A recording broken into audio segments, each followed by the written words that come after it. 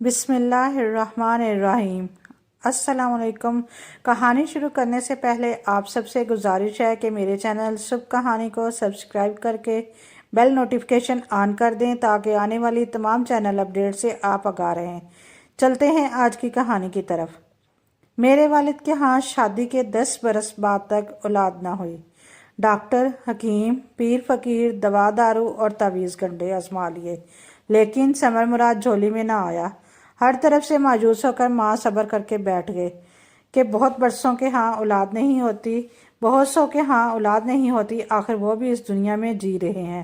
جینا لازم تھا کہ جب تک زندگی کے دن پورے نہ ہوں انسان کو اس جہان سے نجات نہیں ملتی۔ اپنی زندگی پر اختیار ہے اور نہ موت پر، بس چلتا ہے۔ یہ اللہ کی مرضی ہے اور اس کے اختیار میں ہے، جب تک چاہے چلائے، جب چاہے حیات کا اختتام کر دے۔ دنیا عجیب و غریب واقعات سے پھٹی پڑی ہے۔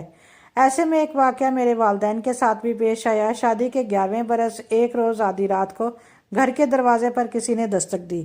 والد صاحب کی اس دن طبیعت کچھ ٹھیک نہ تھی، انہیں کھانسی اٹھ رہی تھی، بار بار کھانے سے نیند اچٹ گئی تھی۔ ان کی کھانسی کی وجہ سے میری والدہ بھی سو نہ پا رہی تھی، غرض کہ اس رات دونوں ہی جاگ رہے تھے۔ جب 2 دن بعد دستک ہوئی تو والدہ نے شوہر سے کہا، ذرا دیکھیے آدھی رات کے اس وقت کون آیا ہے، خدا خیر کرے۔ والد صاحب دروازے پر پہنچے اور پوچھا کون ہے؟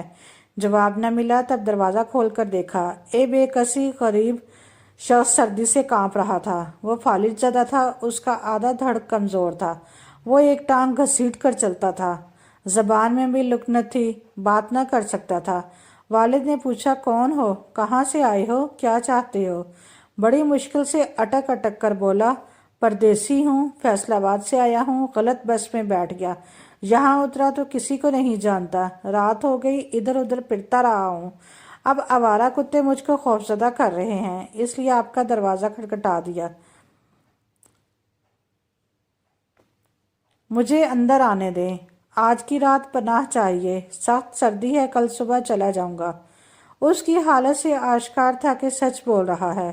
والد صاحب نے کچھ سوچ کر دروازہ کھول دیا، اس کو بازو سے تھام کر اندر لے آئے۔ گیراج میں چارپائی پڑی ہوئی تھی، اس پر بٹھایا، پھر امی سے کہا کہ کچھ کھانے کو ہے تو دے دو، ایک غریب مسافر ہے، اس کو کھلانا ہے۔ والدہ کچن میں گئیں اور کھانا گرم کر کے دے دیا۔ والد صاحب نے اس آدمی کو کھانا کھلایا اور اپنے ڈرائیور کا بستر کھول کر چارپائی پر بچھا دیا اور کہا کہ رضائی اوڑھ کر سو جاؤ۔ وہ کھانا کھا کر آسودہ ہوا اور چارپائی پر لیٹ کر سو گیا۔ سخت سردی اور کتوں کے غول سے اس کی جان بچی۔ صبح ہوئی تو والد نے ناشتہ بھی کرا دیا اور پوچھا، بولو اب کیا چاہتے ہو؟ اس نے اسی طرح بہت دشواری سے اٹک اٹک کر کہا کہ فیصل آباد جانے والی بس میں سوار کرا دیں۔ صبح ڈرائیور آ گیا، والد نے اس کو ٹکٹ کی رقم دے کر کہا کہ جاؤ اس غریب آدمی کو مطلوبہ بس میں بٹھا کر آ جاؤ۔ چلتے وقت اس بے کس نے ہاتھ اٹھا کر دعا دی، خدا تمہارے بچوں کو سلامت رکھے۔ والد صاحب نے کہا، تمہاری دعا اپنی جگہ، لیکن میاں افسوس کہ شادی کے 11 برسوں بعد بھی اللہ تعالیٰ نے مجھ کو اس نعمت سے محروم رکھا ہے جس کو اولاد کہا جاتا ہے، لہٰذا یہ دعا میرے کام کی نہیں ہے، کوئی اور دعا دو۔ اس شخص نے جیب سے ایک پڑیا نکالی اور بولا، اللہ تعالیٰ تم کو ضرور اولاد کی نعمت سے نوازے گا۔ یہ پڑیا ہے، اس میں میرے پیر و مرشد کی عطا کردہ راکھ ہے، آدھی تم پانی سے پھانک لینا اور آدھی اپنی بیوی کو کھلا دینا، انشاءاللہ جلد اولاد کی خوشخبری ملے گی۔ والد صاحب اس مسکین اور بے بس آدمی کی صدا پر ہنس پڑے، جو خود بغیر سہارے ٹھیک طرح چل نہ سکتا تھا۔ وہ اولاد کے لیے مرشد کی عطا کردہ راکھ دے رہا تھا۔ بہرحال اس کا دل رکھنے کو انہوں نے وہ پڑیا اس سے لے لی۔ جب وہ چلا گیا تو پڑیا کو کھول کر دیکھا، واقعی اس میں راکھ تھی۔ والدہ کو قصہ بتایا۔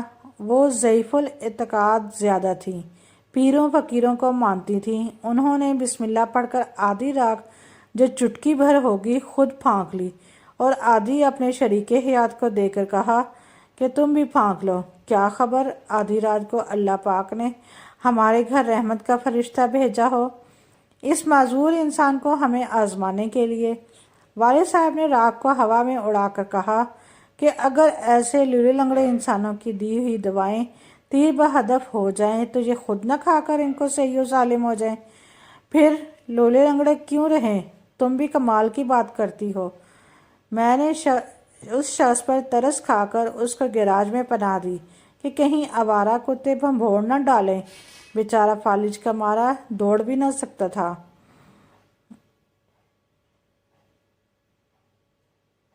خیر نیکی کر دریا میں ڈال والی بات سمجھ کر اس واقعے کو فراموش کر دیا گیا، لیکن 2 ماہ بعد والدہ کو احساس ہوا کہ وہ امید سے ہیں۔ کسی کو یقین نہ آ رہا تھا۔ چیک اپ کرایا تو لیڈی ڈاکٹر نے تصدیق کر دی۔ بس پھر میرے والدین کی خوشیوں کا کوئی ٹھکانہ نہ تھا۔ یہ محض اتفاق تھا، رب کی مہربانی تھی کہ ایک مسافر بے کس کو آدھی رات میں پناہ دی تھی، یا پھر اس راکھ کی پڑیا کی کرامت تھی، یہ اللہ جانتا ہے، لیکن مراد بر آئی تھی اور انہونی ہو گئی تھی۔ والدہ کے یہاں ایک ساتھ 2 بچوں کی پیدائش ہوئی۔ دونوں جڑواں بچیاں تھیں۔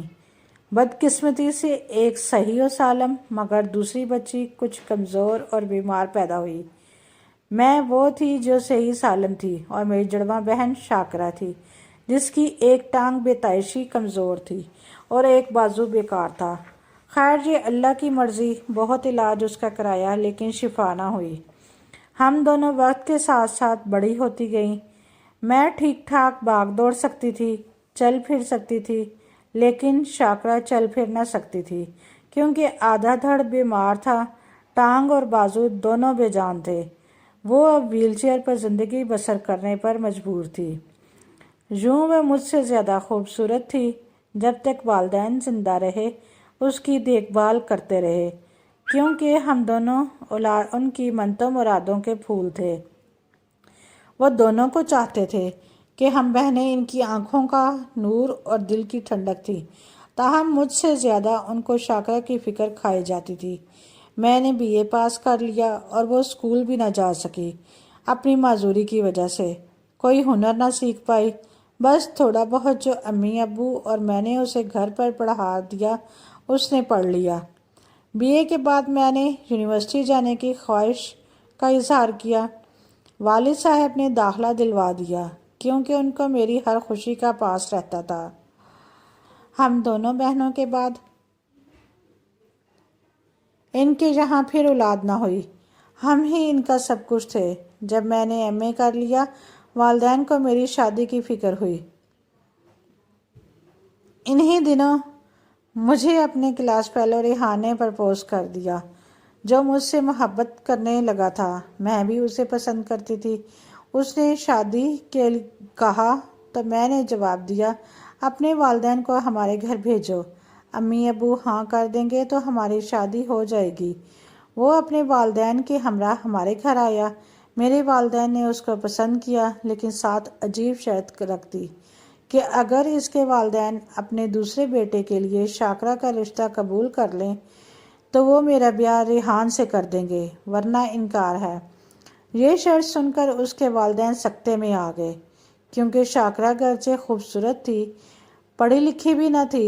بہرحال اس وقت انہوں نے یہی جواب دیا کہ سوچ کر بتائیں گے، لیکن گھر جا کر اس معاملے پر سرد مہری اختیار کر لی گئی تھی۔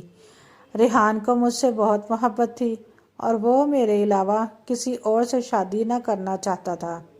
یہی حال میرا بھی تھا، لیکن اس کے والدین میرے والدین کی شرط پوری کرنے سے قاصر تھے۔ ریحان کا ایک ہی چھوٹا بھائی تھا جو انجینئرنگ کے آخری سال میں تھا۔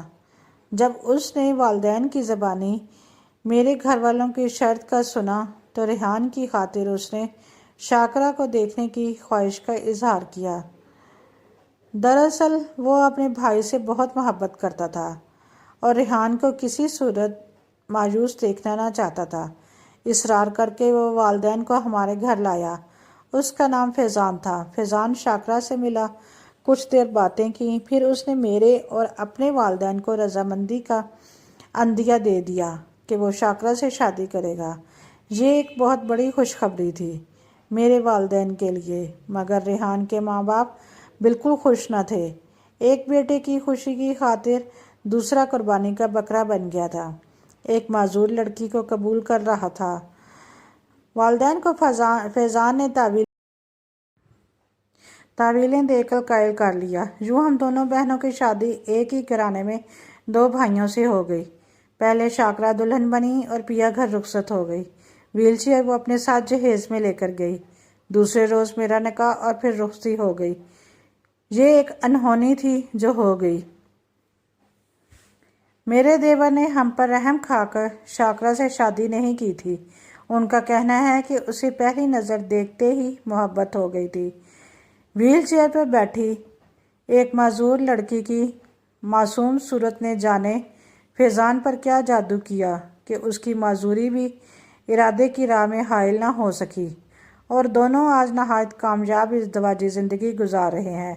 खुदा की कुदरत के हम अभी तक औलाद से महरूम हैं, लेकिन फैज़ान और शाकरा को अल्लाह ताला ने 4 प्यारे प्यारे बच्चों से नवाजा है जिनको हम अपने बच्चे समझते हैं। ये अल्लाह की देन है, जिसको चाहे जो दे, जिस पर जब चाहे मेहरबान हो जाए। अपनी हिकमतें वो खुद जानता है, जो राज हम नहीं जान सकते। वो इन राजों का अमीन है। हम भी एक साथ रहते हैं। मेरी बहन औलाद जन्म देने के काबिल है लेकिन पाल नहीं सकती, लिहाजा इनकी औलादों को मैंने बहुत प्यारे अपने बच्चे समझकर पाला है। ये बच्चे मुझे बड़ी अम्मी और अपनी सगी माँ को छोटी अम्मी कहते हैं और हम चारों इनसे इस कदर मोहब्बत करते हैं कि इनकी वजह से अलहदा नहीं होते, इकट्ठे रहते हैं।